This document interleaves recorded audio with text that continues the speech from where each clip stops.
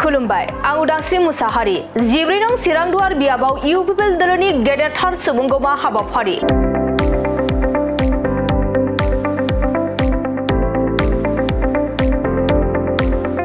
नंगौ 14 नं चिरांदुवार बियाबाव UPPL दोलोनि गेदेरथार सुबुंगौमाजों लोगोसे UPPL दोलोनि जयनिं हाबाफारिबो लादों।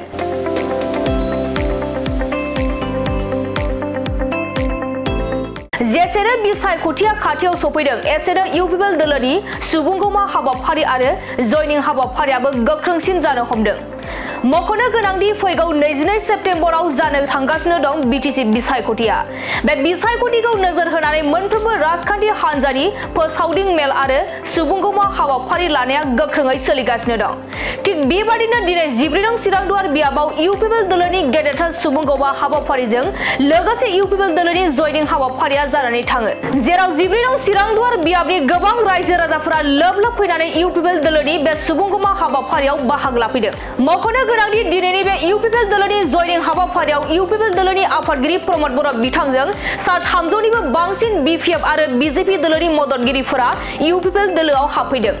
दिनैनि बे हाबाफारियाव प्रमद बर' बिथांजों लोगोसे उरखावगोरा ब्रह्म, चन्दन ब्रह्म, माधव सेत्री आरो गोबां दैदेनगिरि लोगोसे गोबां रायजो राजाफोरा बाहागो लादों। चिरांदुवार समष्टिया जोंनि बयनिख्रुइबो मोजांसिन समष्टि। बेवहाय आगोलावबो जों देरहादों, एबारबो जों देरहागोन।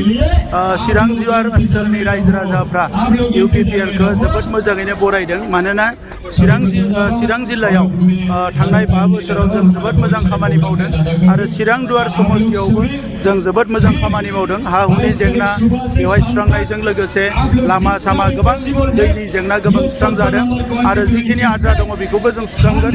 आरो बयनिख्रुइ गिदिर बाथ्राया जे रायजो राजाफ्रा गोजोन मोनबाय, रायजो राजाफ्रा रैखाथि गोनां मोनसे जिउ मोनबाय, रायजो राजाफ्रा दिनै फिन खेबसेबाव खौसेयै संसार जानो हानाय मोनसे थासारि फैबाय, गावनि हारिनि गेजेरावबो मालाय हारिनि गेजेराव। दा बे आगोलनि समाव बे चिरां जिल्ला बायदि समष्टियाव गोबां खस्थ' मोनदोंमोन रायजो राजाफ्रा, जिहेतु मोनसे गोजोन थासारि फैबाय। बेनिखायनो दिनै चिरांदुवार समष्टिनि रायजो राजाफ्रा लोब लोब ओंखारबोदों। बर', आदिबासि, राजबंसि बयबो हारि गुरखा ओंखारबोदों। दा बे समष्टियाव खाम्फा बरगयारि बिथाङा गोबां भटआव बिथाङा देरहासार जागोन। सार, खाम्फा बरगयारि बिथांखौ हाग्रामानि गेजेराव मोननै बिजाबाव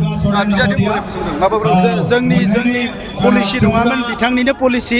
दा बिथाङा जिहेतु खाम्फा बरगयारि बिथांखौ फेजेननो फैबाय, खाम्फा बरगयारि बिथाङाबो सासे उन्दै लिडार नङा।